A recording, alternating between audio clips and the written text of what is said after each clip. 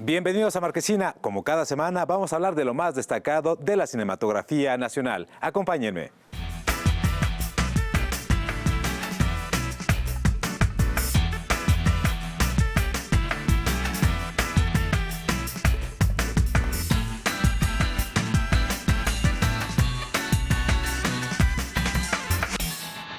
El próximo mes de noviembre se cumple un año más del natalicio de Pedro Infante.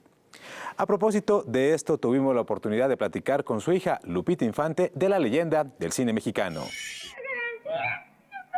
Bueno, ¿que me hablan por teléfono? Sí.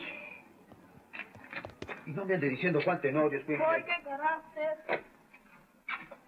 Bueno, Si hablamos de identidad nacional en el cine, uno de los actores ineludibles es Pedro Infante. Lo vimos como boxeador, como carpintero, como vagabundo, incluso como sacerdote. El ídolo de México murió prematuramente a los 39 años y desde entonces su nombre se convirtió en leyenda. Su carrera musical y actoral han trascendido generaciones. Ay, señor cura, si yo no tengo hijos. ¿eh? Bueno, pues ya lo sabes para cuando los tengas. Tengo las lágrimas en la garganta detenidas, Julio, porque la verdad para mí es importantísimo, siempre cuando fui así a otro lugar donde él pisó, él estuvo, pues para mí es impresionante. Y pues realmente mi papá es algo fuera de lo normal. Yo siempre he dicho que es un consentido de Dios nuestro Señor, o de pónganle la religión que quieran, el universo, lo que sea, no importa, pero fue su consentido porque le dio todo.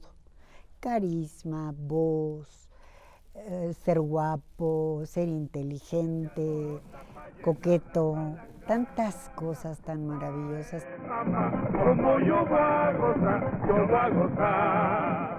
Visitó los estudios Churubusco en incontables ocasiones. Aquí filmó películas como A Toda Máquina. De cada rincón surgen anécdotas, incluso se ha dicho que han visto su fantasma. Lo que es una realidad es que el lugar que alberga las instalaciones de Canal 22 lleva su nombre, Edificio Pedro Infante. Cuidado con esa curva, que te puede derrapar. Y estos lugares a mí me enchinan el cuerpo y me hacen sentir esa vibra de él, porque yo siempre he sentido que está cerca de mí. La comisión que ha de llevarte a la antequera. Actualmente se realiza la bioserie sobre su vida. Hay que decir que hasta ahora todos los acercamientos que se han hecho no le hacen justicia. Pedro Infante era un ídolo del pueblo que incluso hoy día sigue siendo único. Que yo no voy pa' Venecia para bailar con Lucrecia. Él era muy amoroso, adoraba a la gente, todo el staff, él comía, eso que se dice de Pedro Infante, ¿cierto? Tengo fotografías donde ves a mi papá comiendo, en vez de con los artistas y los protagonistas de la película, con todo el staff en el suelo, tacos que le mandaban de las familias. Hay tantas anécdotas de mi papá.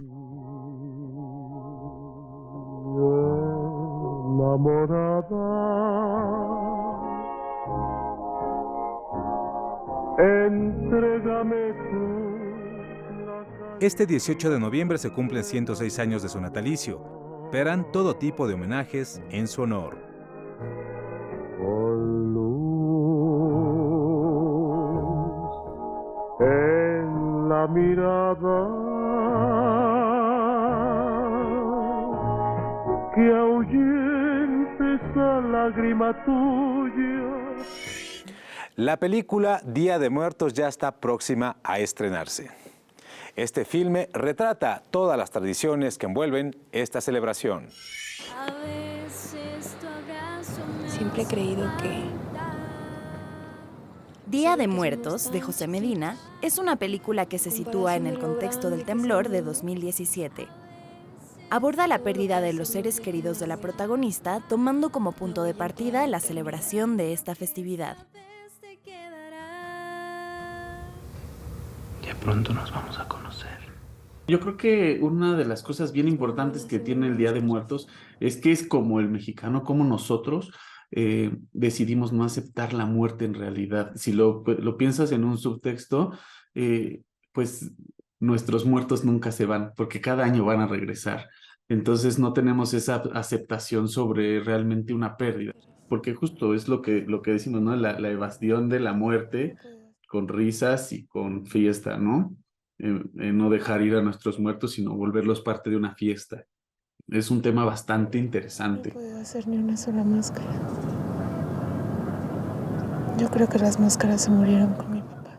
La película trata problemáticas como el duelo, la religiosidad, la soledad y la salud mental. A este bebé, que su alma transite sin perderse hasta encontrarte. Creo que vivimos en una ansiedad constante, porque vivimos bajo muchos traumas todo el tiempo, porque porque pasan muchas cosas, porque nos pasan muchas cosas, porque hay mucha violencia, porque hay muchos incidentes, ¿no? Porque vivimos con temor, con terror de que nos pase algo, de que le pase algo a nuestra familia, ¿no? Que nuestra situación económica caiga. Entonces, por eso sí es un tema que me gustó mucho manejar en el personaje Camila, un personaje con mucha ansiedad. Día de Muertos se estrenará el próximo 26 de octubre y hará un circuito por cines independientes. Quisiera hacer como un agradecimiento a todo el circuito independiente de cines, porque pues no todos lo sabemos, pero realmente es gente maravillosa, que tiene un gran corazón, una pasión por el cine y que apoyan incondicionalmente el cine mexicano. Tu ausencia entró a mi casa, mi voz se transformó en fragilidad. Como cada semana en Marquesina les recomendamos una serie de películas que pasarán por la pantalla de MX Nuestro Cine y que no se deben de perder. En esta ocasión les recomendamos la película La Mujer del Puerto de Arcadi Beutler, que forma parte del ciclo del Día del Patrimonio Audiovisual.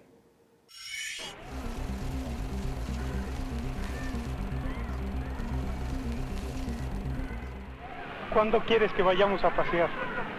¿Qué dirá Rosario? ¿Rosario? Solo es una amiga. ¿Una amiga? Yo pensaba que... ¿Qué?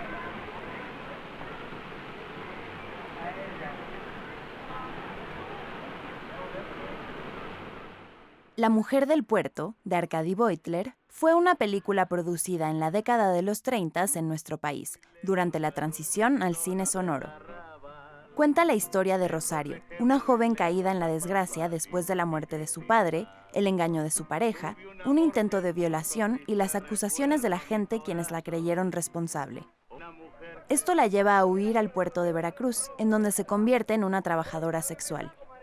Ahí conoce a Alberto, de quien se enamora. Sin embargo, el destino le revelará una cruel sorpresa.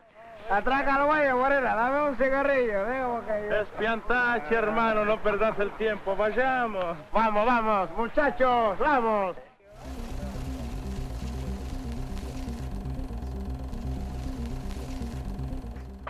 Seis, 7, 8,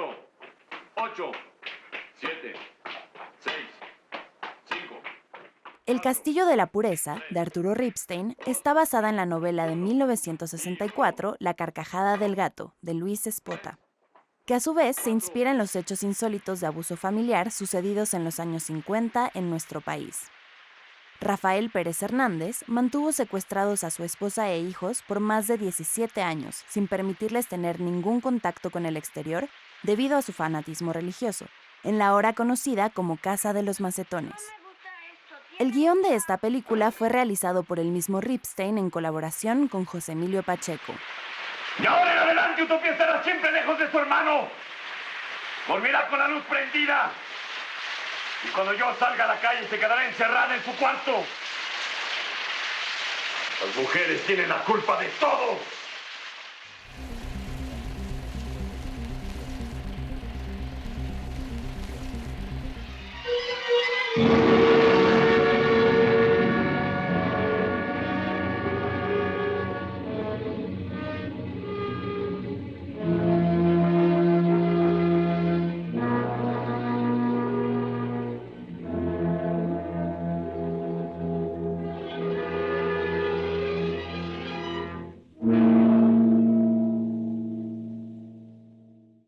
Redes es una docuficción dirigida por Fred Zinnemann y Emilio Gómez Muriel y fotografiada por el emblemático Paul Strand. En el año de 1936 fue la primera película de producción estatal en nuestro país, por parte de la Secretaría de Educación Pública. Retrata la lucha de unos pescadores de Veracruz en contra de la explotación a la que son sometidos. Esta película contó con la participación de pescadores reales para su realización. No tengas cuidado. Venimos a otra cosa. Supongo que no será por el gusto de vernos. Aparte de eso, no me digas que tan pronto encontraron otro motivo. Sí lo encontramos. Ahora vemos las cosas de otra manera. Cuando ustedes se fueron nos pagaron menos. A mí me huele a tanteada. Pues a mí me suena. Déjenlo que siga.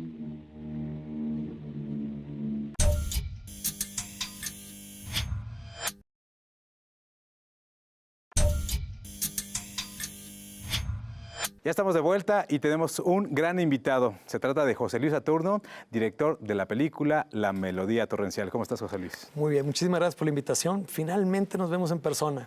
Un placer siempre de platicar contigo. Nos encontramos en el Festival de Cine de Morelia. Han pasado muchísimas cosas alrededor de esta película, ¿no? Inclusive esta nominación a los premios Ariel, ¿no? ¿Cómo ha sido para ti vivir, digamos, esta experiencia de llevar al público esta película que te tomó 11 años filmar y terminar? Ha sido un enorme placer, no solamente el proceso creativo que permite que se materialice, sino el darme cuenta que para tantas personas significa algo y el poder ver que llegamos ya a 70 festivales contando los Arieles. Es algo que no se esperaba, era una película que fundamentalmente lo primero o lo más importante era ver si la acabábamos. Ahora que ha terminado, bueno. ¿En algún momento pensaste tirar la toalla? Es decir, 10 años, más de una década, pues digamos que es como andar un bosque que parece no tener nunca final, ¿no? Mira, la dificultad es el camino, desde mi perspectiva. Entonces, más me preocupaba a mí llegar vivo a ver la película terminada. Fui más dramático en ese aspecto, pero sí, solamente eso, nunca pensé acabar. La verdad es que me encantaba la película, me encantaba el proceso. La verdad es que esta es una historia bien bonita, ¿no? Para todo el público, ¿no? Hay mucha gente que no la conoce, pero básicamente es la historia de un pueblo que se quedó sin agua y de una solución extrema para que llueva en ese lugar. Y para eso se trata de una especie como de ente, ¿no? Que toca un acordeón y es muy determinante con lo que dice, ¿no? Una vez que empiece, no puedo parar. Y una vez que empiece a caer el agua, tampoco se va a detener, ¿no? Esa es la historia básicamente de La Melodía Torrencial. Cuéntanos de dónde surge esta historia. Bueno, hace 11 años precisamente nos encontrábamos presentando otro cortometraje en Italia cuando mi compositor se encontraba haciendo acordes de ejercicio. Y es ahí que me doy cuenta que tiene todo el potencial para hacer una gran historia, solamente esos acordes. Y inicio este proceso de escritura de un poema. Esa misma noche estaba terminado y teníamos película. Encontrar la historia tomó 11 minutos, terminarla 11 años y distribuirla otro año por lo menos. Oye, ¿cuándo decidiste que esta historia tenía que ser contada en esta técnica de stop motion? Desde el principio, porque me di cuenta que el stop motion te permite acercarte más al cuento de hadas, a la figura del cuento de hadas, porque se siente natural, puedes tocarlo, se siente hasta cierto punto real. No te aleja de la pantalla, al contrario, te acerca. Hay un punto en el relato que incluso acomodamos el encuadre para que se sintiera que el público avanzaba hasta la pantalla y funciona como tal. Así es, ha sido sensacional, digamos, todo este trayecto, por lo menos para los que hemos visto esta película. Pero bueno, ¿cómo lo has vivido tú también en el sentido de conjuntar un equipo que creía también en este proyecto a lo largo de tantos años? Bueno, hay que tomar en cuenta que el equipo no se conjuntó en el día 1. Fueron por etapas. Terminábamos una etapa, un equipo entregaba su parte del trabajo y luego yo me iba a buscar otro, mostrándoles lo que el equipo anterior había hecho. Entonces, no me evaluaban solo a mí, evaluaban también al equipo anterior para saber si querían o no ser parte de este proceso. La historia la han visto en muchísimos lugares y en otros países también. ¿Cómo es recibida? ¿No? El público mexicano la adora porque además no se hacen tantos proyectos de estas características en nuestro país, pero en otras partes del mundo, ¿cómo ha sido vista? De la misma manera, es bien curioso. En lo particular, uno encuentra lo general en este proyecto y era algo que me gustaba mucho. Croacia lo recibió con los brazos abiertos. Tuvimos mucho éxito entre los adolescentes de allá, quienes nunca sintieron que el proyecto era mexicano, lo sintieron local. Nos vamos al Fantasia en Montreal, donde terminamos ganando un premio y el público nos despide aplaudiendo al ritmo de la música del acordeón y eran adultos esta vez y eran canadienses y nuevamente se sintió local a pesar de el entorno que estamos presentando. Y al llegar a Morelia, misma historia. Siempre que hemos pasado por un sitio, la gente lo hace suyo, lo hace muy, muy personal. Y es lo bonito de la animación, que borra esa línea de naciones, ¿no? Así es, dicen que nadie es profeta en su tierra y te costó mucho trabajo que encontrar, digamos, el reconocimiento para este trabajo, digamos, ya en los festivales de cine. Estuviste en Morelia y pues no ocurrió muchas cosas, o que al público le gustaba muchísimo, al final el jurado decidió otra cosa, ¿no? ¿Cómo ves justamente en ese sentido, pues, digamos, este sabor agridulce de llegar a un festival con muchas expectativas, el público lo recibe muy bien, pero al final pues no sale triunfador? Tomemos en cuenta algo, no pasas 11 años trabajando solo por una estatuilla. Es imposible, nunca va a ser lo que uno quiere o lo que uno cree querer. Realmente lo que ha hecho este proceso realmente atractivo para mí fue el ponerme a prueba, el poder decir, me pongo este objetivo a ver si lo alcanzo. Voy a proponer esta historia al público, a ver cómo reaccionan. Y el poder ver que todo esto se sigue dando, con o sin premio, a mí me encanta. Estoy más ansioso de lo que sigue que de lo que pudiera o no pasar en las diferentes competencias. Porque ha habido otras donde hemos tenido también muy buenos resultados, incluso en términos de jurados, ¿no? Y se agradece, pero siempre el público es primero. Y la técnica es primero también. Así es. Oye, me gustaría que me hablaras de algo que a lo mejor nunca tenemos la oportunidad de hablar, que es el diseño de los personajes, ¿no? Sí. Este músico, como ya lo decíamos, misterioso, casi fantástico, que atrae la lluvia cuando empieza a tocar su órgano. ¿Qué tan complejo fue de construir de cero de pronto, ¿no? ¿Cómo lo visualizabas y qué tanto estas primeras imágenes que tenías de ese personaje terminaron quedándose al final? Bueno, el proceso de construcción de un personaje, uno no solamente debe pensar en el aspecto estético del mismo, sino que de qué forma afecta a su entorno y de qué forma el entorno lo afecta a él.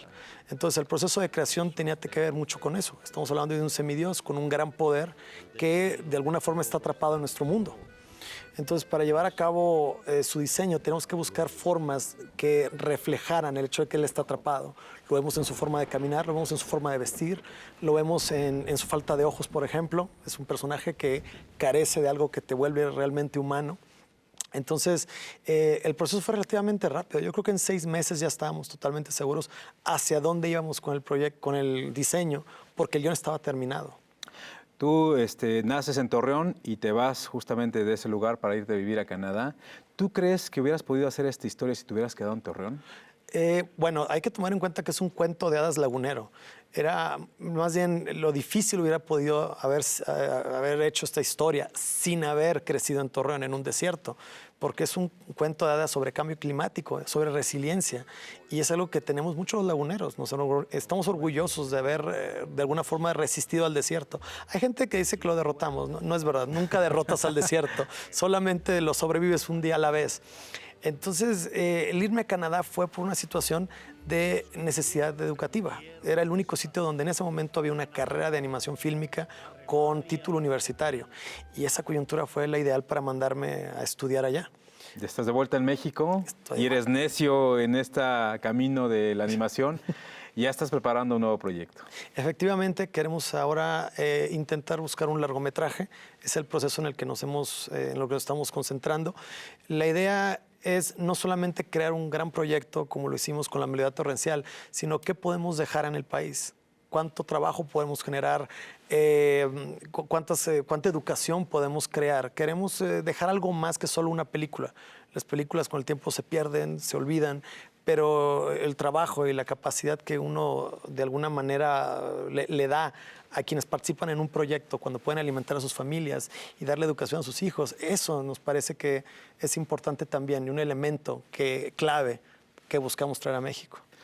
Así es, ¿vas a buscar talento mexicano también para el desarrollo de esta historia? Efectivamente, no solo el talento mexicano, sino tenemos que desarrollar más. porque el que hay es magnífico, pero necesitamos más. Digo, solo hay que ver Canadá. Ellos desarrollan muchísimo talento y aún así se llevan talento mexicano. Así es. Entonces, nos está faltando el que tenemos, necesitamos crear más talento para evitar tener un déficit. Sensacional. Saturno, como siempre, un placer. Muchísimas gracias por acompañarnos aquí en Marquesina. Te esperamos pronto con más noticias de este nuevo proyecto. Muchísimas gracias y gracias por siempre apoyarnos. Pues ahí lo tienen. Échenle un ojo a la melodía torrencial. Nosotros regresamos en un instante.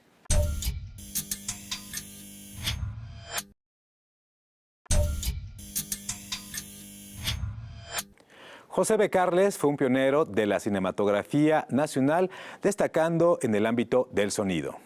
Aquí les tenemos todos los detalles de un homenaje que le rindieron en la Cineteca Nacional.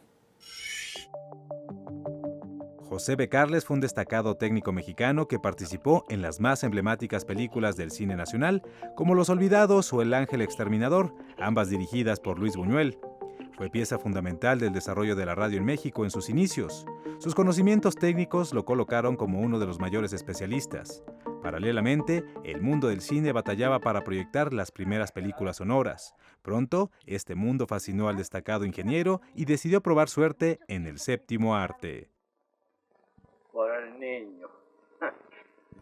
No te vas, porque sabes que sin mí te mueres de hambre. Las películas en las cuales él se registraba su nombre son unas, pero también estaba otro nombre que es James Fields.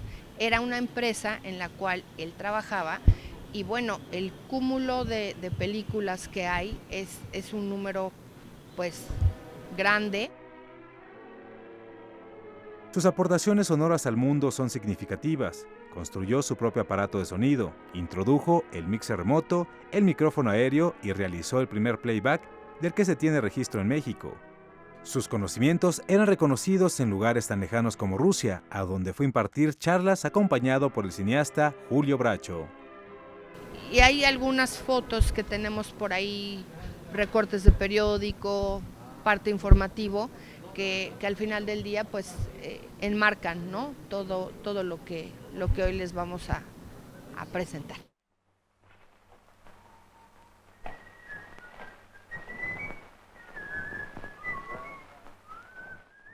Cada película era un nuevo reto y una oportunidad para mostrar su ingenio. Por ejemplo, en La Mujer del Puerto, de Arcadi Beutler, realizó la primera mezcla de sonido y voz para que corrieran como una sola pista de audio. Además, fue un destacado promotor sindical. Dame un cigarro. Hubo una gran tendencia para poder crear áreas donde los elementos para trabajar fueran coordinados correctamente. O sea, siempre hizo cosas en favor de los trabajadores. Cuidado, se vaya a rajar, por más que le digan. Entre las películas en las que participó destaca El Prisionero 13, Enamorada, Pueblerina, Dos tipos de cuidado, Mecánica Nacional, Actas de Marusia y Bajo la metralla. El talento mexicano brilla en los premios Oscar estudiantiles. El cortometraje documental Hasta encontrarlos es uno de los 3 triunfadores. El tema de los desaparecidos, el gobierno lo malvendió, ¿no? Les dijo que eran delincuentes, ¿no? Cuando sabemos perfectamente que no es así. En 2022, México superó los 100,000 desaparecidos, historias de terror que se replican en todo el país. El cortometraje Hasta encontrarlos, dirigido por la cineasta Jan Shapiro-Ciel y fotografiado por César Chiquito, da cuenta de este tema. El filme retrata a un colectivo que busca personas desaparecidas. Esta es una historia dura de ver, que paradójicamente es una de las 3 películas ganadoras de los premios Oscar estudiantiles. En estos lugares, porque dicen que no los quieren encontrar acá, y nosotras tampoco. Pero si no los buscamos nosotros aquí, en donde sea, entonces, ¿cuándo los vamos a encontrar? Esta historia la tocamos con mucho respeto, con muchísimo respeto hacia las madres buscadoras, hacia el colectivo, hacia la temática. Realmente nos enfocamos más en lo que ellas viven después de todo esto, ¿no? A esta búsqueda que permanece en ellas. Fernanda Rubí Salcedo Jiménez. Hasta la fecha, este grupo civil ha logrado localizar por lo menos 70 cuerpos. Esta actividad los ayuda a seguir adelante, a mitigar el dolor, con la esperanza de algún día saber qué les pasó a sus seres queridos. Yo tengo muchas memorias de amigos de la adolescencia que fueron desaparecidos en el fraccionamiento donde yo vivía, ¿no? Que fueron forzados a ponerse a vender drogas. O sea, que fueron asesinados, que fueron desaparecidos. Actualmente César Chiquito participa en el Festival Docs MX con el cortometraje El Último Round, inspirado en su abuelo, Rafael Chávez Alavés, el lobo del ring, un destacado púgil veracruzano. La película se puede ver en línea hasta el 26 de octubre a través de la plataforma digital del festival. Y tiene un mensaje, justo, tiene un mensaje al final que yo lo encontré en el camino de hacer esto, ¿no? Que es justamente dejar de buscar algo que puede que no encuentres y aprender a vivir con lo que tienes. Yo boxear, que había ring, todo. Pero todo eso también se acabó. En esa época estábamos jóvenes, yo soy el de los sobrevivientes de aquella época. Con esto nos despedimos, pero antes de hacerlo, los invitamos a que el próximo sábado 28 de octubre a las 5 de la tarde no se pierdan la película El Colmillo de Buda. Este largometraje es dirigido por el cineasta mexicano Juan Bustillo Oro y no se la deben de perder. Yo soy Julio López y esto fue Marquesina.